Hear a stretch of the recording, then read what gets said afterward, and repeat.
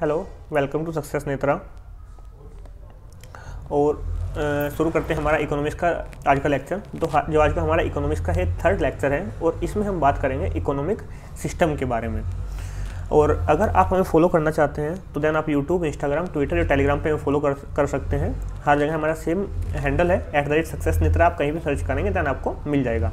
और अगर आपका कोई भी क्वेरी है या फिर कोई सजेशन है अपने हमारे फ्यूचर लेक्चर को लेके तो देन आप हमें इस आईडी पर मेल भी कर सकते हैं। आपके जो सजेशन है एंड आपकी क्वेरी है उसको कंसिडर किया जाएगा। तो चलिए शुरू करते हैं आज का लेक्चर। आज हम जानेंगे इकोनॉमिक सिस्टम के बारे में। कोई भी इकोनॉमी है, कोई भी कंट्री है, उसका जो इकोनॉमिक सिस्टम है वो कैसे वर्क करता है या किस तरह का होता है। तो सबसे पहले हम देख लेते हैं कोई भी ह्यूमन लाइफ है, कोई भी इंसान है, तो उसके लिए जो इसेंशियल चीज़ें होती हैं वो क्या होती हैं। किसी भी ह्यूमन लाइफ को अगर जीवित रहना है, उसको या अपनी जो डेली लाइफ है वो अच्छी तरीके से चलानी है तो उसके लिए क्या जरूरी होगा, वो कंजम्पशन करेगा। कंजम्पशन किसका करेगा? गुड्स और सर्विसेज का। तो जो गुड्स और सर्विसेज इसका एक ह्यूमन लाइफ कंजम्पशन करती है, इनका प्रोडक्शन कहीं ना कहीं करना पड़ता है। तो जब प्रोडक्शन की बात करते हैं, क्योंकि बिना प्रोडक्शन तो जब किसी चीज़ का प्रोडक्शन नहीं होगा तो कंजम्पशन कैसे होगा उसका। तो जो मेन जो प्रोडक्शन होता है, जब ये तो पता है कंट्री को, इकोनॉमी को कि हमको प्रोडक्शन करना है, लेकिन जो उसके सामने मेन प्रॉब्लम आती है वो क्या आती है? व्हाट टू प्रोड्यूस, क्या प्रोड्यूस करें, हाउ टू प्रोड्यूस, जो प्रोड्यूस करें उसको कैसे प्रोड्यूस करें, and for whom to produce, produce किसके लिए करें। पहली बात ये आ गई। जब इनका सोल्यूशन मिल गया तो देन क्या होगा कि जो ये प्रोडक्शन होगा, क्योंकि प्रोडक्शन ऐसे तो हो नहीं जाएगा, उसके लिए इन्वेस्टमेंट की रिक्वायरमेंट पड़ेगी। जो ये इन्वेस्टमेंट है ये कहाँ से आएगी। और तीसरी जो चीज़ आती है जो रिसोर्स एलोकेशन है, यानी कि जो हम प्रोडक्शन कर रहे हैं उसके लिए हमारे पास जो रॉ मटेरियल है, जो रिसोर्सेज है, उसका हम कैसे यूज करेंगे। और जो हमारे पास में फाइनल प्रोडक्ट निकल के आएगा, उसका हम डिस्ट्रीब्यूशन कैसे करेंगे। किस इंसान को हम कितना देंगे या फिर किस इंडस्ट्री या किस सेक्टर में हम कितना डिस्ट्रीब्यूट करेंगे। तो ये मेन 3 से 4 दिक्कत यहाँ पे किसी भी कंट्री को या किसी भी इकोनॉमी को देखने को मिल जाती है। तो जो ये प्रॉब्लम है, इसका कोई भी कंट्री का जो सोल्यूशन ढूंढने की कोशिश करते हैं, जो सोल्यूशन होता है उस सोल्यूशन के मेथड को ही हम बोल देते हैं इकोनॉमिक सिस्टम। जो हमारे पास में एक प्रॉब्लम है, इन प्रॉब्लम का जो सोल्यूशन है उसी सोल्यूशन को हम बोल देते हैं इकोनॉमिक सिस्टम। और जो मेन है किसी भी कंट्री के इकोनॉमिक सिस्टम के बहुत सारे टाइप होते हैं, लेकिन जो मेन है वे 3 टाइप का होता है। पहला आपका मार्केट इकोनॉमी, इसको हम कैपिटलिज्म भी बोल देते हैं। दूसरा आपका होता है नॉन मार्केट इकोनॉमी, इसको हम सोशलिस्ट बोल देते हैं, या फिर आप इसको स्टेट इकोनॉमी बोल सकते हैं, कमांड इकोनॉमी बोल सकते हैं, या फिर सेंट्रली प्लान्ड इकोनॉमी बोल देते हैं। और जो हमारा थर्ड आता है, जो मोस्ट पॉपुलर है और इसको बहुत सारी कंट्री प्रेफर भी करते हैं, यानी कि मोस्ट ऑफ द वर्ल्ड में यही यूज किया जाता है, इसको बोलते हैं हम मिक्स्ड इकोनॉमी। तो हमारे पास में 3 इकोनॉमिक सिस्टम है main: market economy, non market economy और आपकी मिक्स्ड इकोनॉमी। अब देख लेते हैं कि इस स्लाइड से अगर हमारी वन लाइनर कोई क्वेश्चन बनता है तो कौन सा बनेगा। यही बनेगा कि आपका जो इकोनॉमिक सिस्टम है वो कितने प्रकार के होते हैं मेन। तो आपका यही एक यहाँ से क्वेश्चन बनेगा। ये अगर आपसे बाई चांस पूछ लिया जाता है किसी इंटरव्यू के दौरान कौन कौन से होते हैं, तो देना आप बता सकते हैं मार्केट इकोनॉमी और आपका नॉन मार्केट इकोनॉमी और फिर आपका मिक्स्ड इकोनॉमी। वन लाइनर में आपका बनेगा कितने आपके टाइप होते हैं ये, और अगर कोई इंटरव्यू में बन सकता है तो कौन कौन से होते हैं आपसे इन डिटेल पूछ लिया जा सकता है। तो अब चलिए नेक्स्ट स्लाइड पे जानते हैं इन इकोनॉमिक सिस्टम के बारे में इन डिटेल्स। तो जो हमारा पहला इकोनॉमिक सिस्टम है, यानी कि जिसको हम बोल देते हैं मार्केट इकोनॉमी। मार्केट इकोनॉमी के अंदर क्या होता है कि जो ये इकोनॉमी है इसके अंदर एक चीज़ मैटर करती है, डिमांड एंड सप्लाई। और जो इसके अंदर, क्योंकि हमने देखा था कि इसके अंदर क्या होता है, किसी भी इकोनॉमिक सिस्टम में मेन फोकस होता है प्रोडक्शन पे। और जो प्रोडक्शन है, इसमें जो प्रोडक्शन है उस पे कंप्लीट ओनरशिप होती है प्राइवेट सेक्टर की, या फिर इसको आप बोल देते हैं जो गवर्नमेंट है उसका ना के बराबर ही रोल होते हैं। यानी कि जो मोनोपोली यहाँ पे होगी, वो होगी आपकी प्राइवेट सेक्टर की। यहाँ पे आपकी मोनोपोली होती है इस सेक्टर में। आपने एक चीज़ देखा होगा, कोई भी आपके आसपास में, आप जनरली अगर हम प्राइवेट सेक्टर की बात करते हैं तो प्राइवेट सेक्टर का जो फोकस होता है वो किस चीज़ पे होता है? वो होता है उनका प्रॉफिट मेकिंग पे। प्रॉफिट मेकिंग पे उनका फोकस होता है। तो वे उन्हीं चीज़ों का प्रोडक्शन करते हैं जिन पे उसको प्रॉफिट हो। प्रॉफिट किस चीज़ पे होगा? जिसकी डिमांड होगी। तो इसलिए इसमें हम क्या देखते हैं कि इनका जो प्रोडक्शन बेस होता है वो कम्प्लीटली डिपेंड करता है डिमांड और सप्लाई के मैटर पे। यानी कि इसमें उन चीज़ों का प्रोडक्शन नहीं करते हैं वो सोसाइटी वांट। मतलब सोसाइटी को जो चाहिए, जो नीड है, उस पर इनका फोकस नहीं होता है, लेकिन इनका जो मेन फोकस होता है वोट दे कैन बाई, जो वो खरीद सकते हैं, उसका इनका मेन फोकस होता है। यानी कि फॉर एग्जाम्पल अगर हम बात करें सोसाइटी को क्या चाहिए, सोसाइटी को मान के चलिए कि उनको फ्री एजुकेशन चाहिए। तो जो फ्री एजुकेशन है ये आपका प्रॉफिट मेकिंग सेक्टर है ही नहीं, तो इस पे यहाँ पे नहीं ये वर्क करते हैं। सेकंड आ जाता है health care, free health care की अगर हम बात करें तो ये भी नॉन प्रॉफिट मेकिंग सेक्टर है, तो यहाँ पे भी इनका जो है इन्वॉल्वमेंट नहीं रहता है या फिर ना के बराबर रहता है, आप ये बोल सकते हैं। तो एक्चुअल में जो इनका प्रोडक्शन बेस होगा वो होगा वोट पीपल कैन बाई, ना कि वोट दे वांट। तो ये आपका हो जाता है।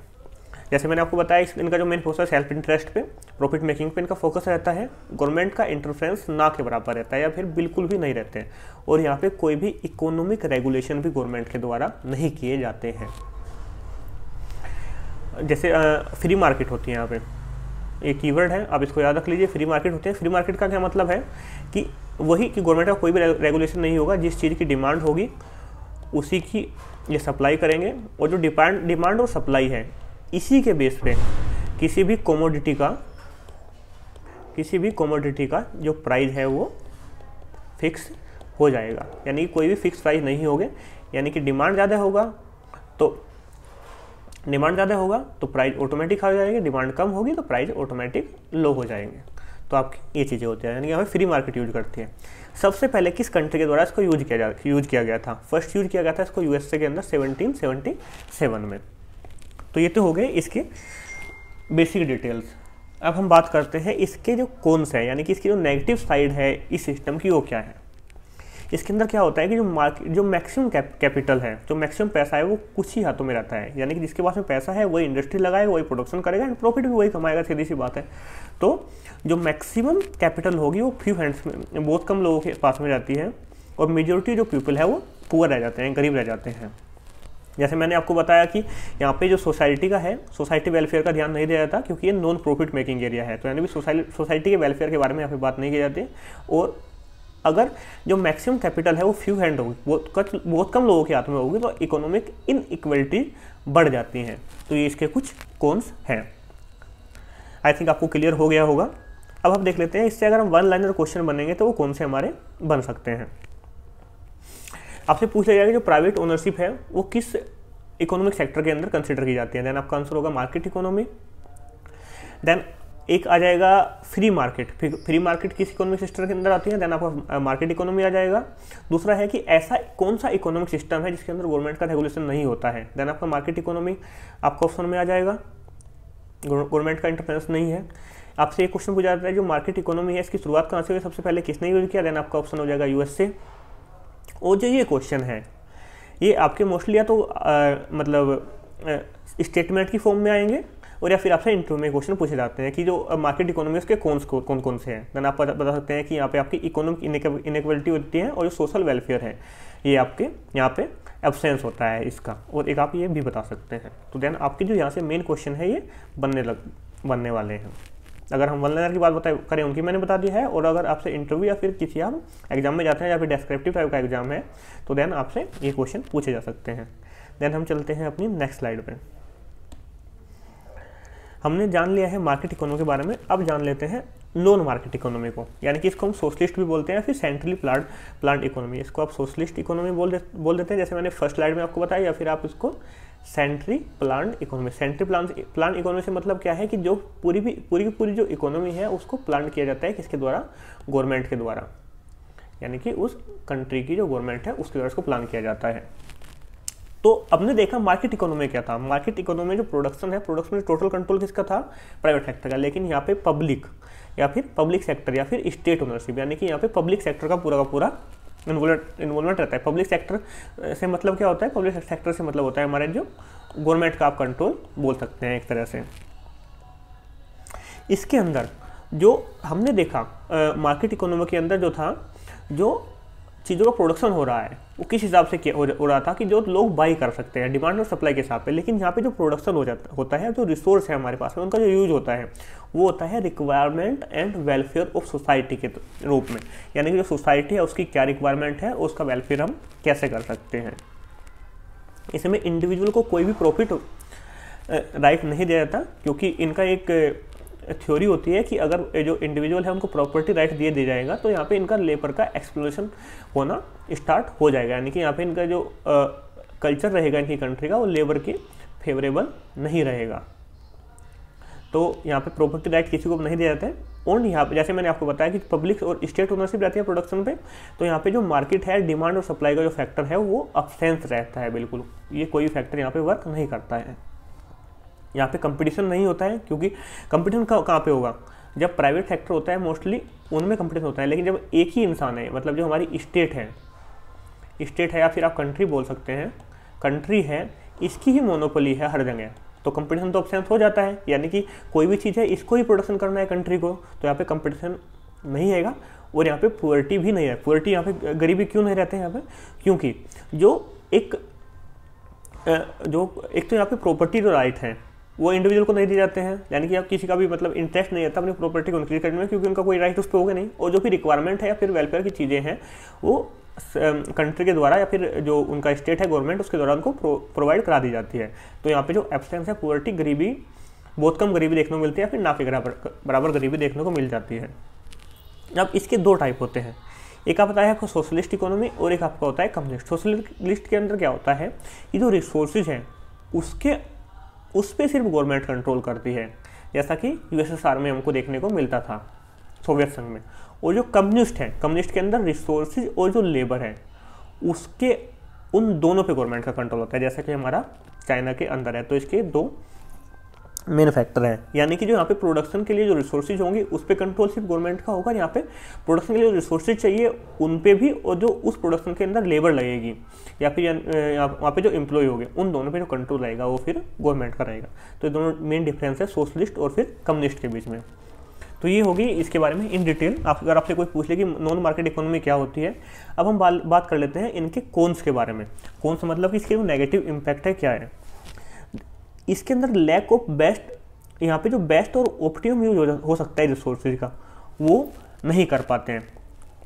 उसका रीज़न क्या होता है, रीज़न है कि जो रिसोर्सेज है उसका जो यूज किया जाता है प्रायोरिटी बेस पे किया जाता है, ना कि मतलब जो प्रायोरिटी बेस पे उसका रिसोर्स किया जाता है। प्रायोरिटी बेस से मतलब क्या है कि गवर्नमेंट है वो देखती है कि उनकी प्रायोरिटी क्या है। अगर उनकी प्रायोरिटी हेल्थ केयर है तो मैक्सिमम जो रिसोर्सेज है उनका यूज करेंगे हेल्थ केयर में। अगर उनका जो प्रायोरिटी है एजुकेशन है तो मैक्सिमम यूज करेंगे वो एजुकेशन में। अगर उनको लग रहा है कि उनकी प्रायोरिटी है डिफेंस सेक्टर तो देन वो मैक्सिमम जो यूज है वो डिफेंस के सेक्टर में करेंगे। लेकिन ऐसा हो सकता था कि जो रिसोर्सेज उनके पास में है उसका जो यूज है वो हेल्थ केयर से अच्छा एजुकेशन में किया जा सके, या फिर इन दोनों से अच्छा वो डिफेंस में किया जा सके। यानी कि या फिर जो पैसा वो डिफेंस में लगा रहे हैं हो सकता है उसका आउटपुट एजुकेशन के सेक्टर में ज़्यादा आ जाए। यानी कि जो हमारे पास में अवेलेबल रिसोर्सेज हैं उनका हम बेस्ट या फिर ऑप्टिमम यूज नहीं कर सकते हैं, क्योंकि हमारे पास जो रिसोर्सेज रहते हैं उनका रिसोर्सेज का यूज करते हैं प्रायोरिटी बेसिस पे। यानी कि हम उनका क्या बेस्ट रिसोर्सेज हो सकता है या फिर क्या बेस्ट यूज हो सकता है वो हम इसमें नहीं दे सकते हैं।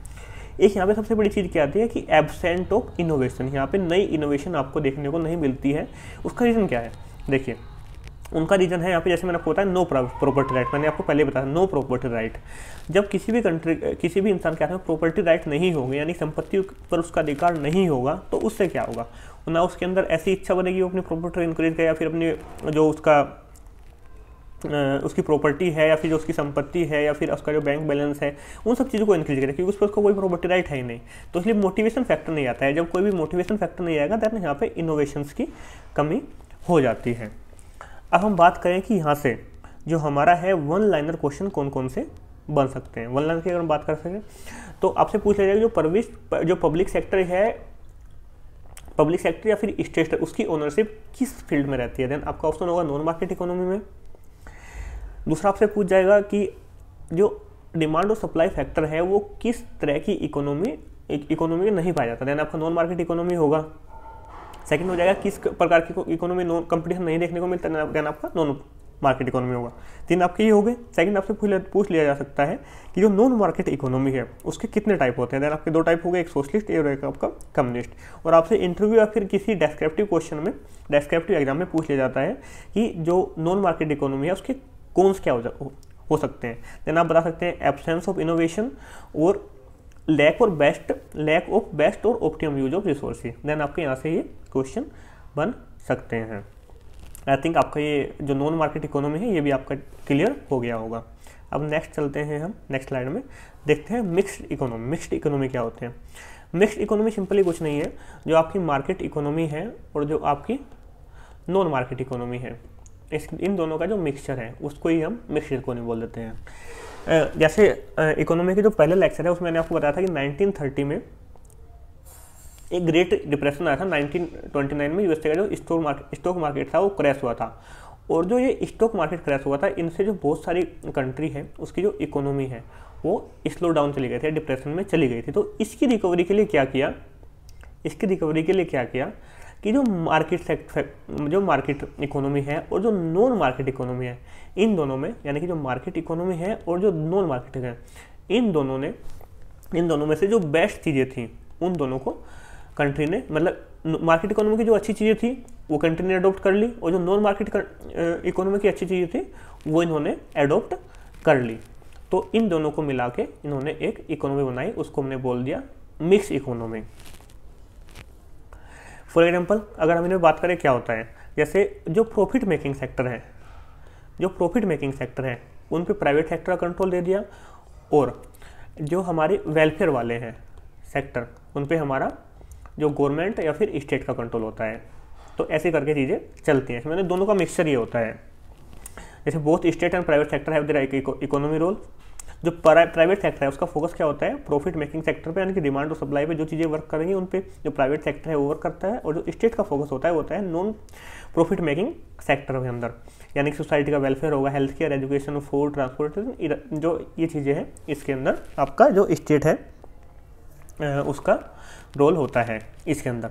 लेकिन जो प्राइवेट सेक्टर वो फ्री होता है, अगर वो चाहे तो इस सेक्टर में भी अपना योगदान दे देता है। लेकिन अब इसके लिए पैसा कहाँ आता है, मिक्स्ड इकोनॉमी, इसकी इन सब चीज़ों के लिए पैसा कहाँ पे आता है? तो पैसे के लिए जो ये आपका होता है प्राइवेट सेक्टर, इनसे जो गवर्नमेंट है वो टैक्स ETC वो इकट्ठा करते हैं, यानी कि जो यहाँ पे इकोनॉमिक रेगुलेशन है, इकोनॉमिक जो रेगुलेशन है वो आ जाते हैं। आपने देखा होगा कि जो मार्केट इकोनॉमी थी, मार्केट इकोनॉमी के अंदर इकोनॉमिक रेगुलेशन नहीं होते थे, तो इसलिए वहाँ पे जो इकोनॉमिक रेगुलेशन नहीं होगी तो गवर्नमेंट के पास में पैसा नहीं आएगा, और जो गवर्नमेंट के पास में पैसा नहीं आएगा तो आपका जो सोशल वेलफेयर का जो सेक्टर है वो नहीं मिलता था, वहाँ पे एब्सेंस रहता था। लेकिन इसमें क्या होता है कि जो गवर्नमेंट है, जो आपका प्रॉफिट मेकिंग सेक्टर है उस पर अपने कुछ रेगुलेशन लगा देती है, वहाँ से पैसा इकट्ठा करके, और जो सोसाइटी है उसके वेलफेयर के लिए भी वो वर्क करते हैं, यानी कि health care, education, food ETC पे आपका जो वर्क वो किया जाता है।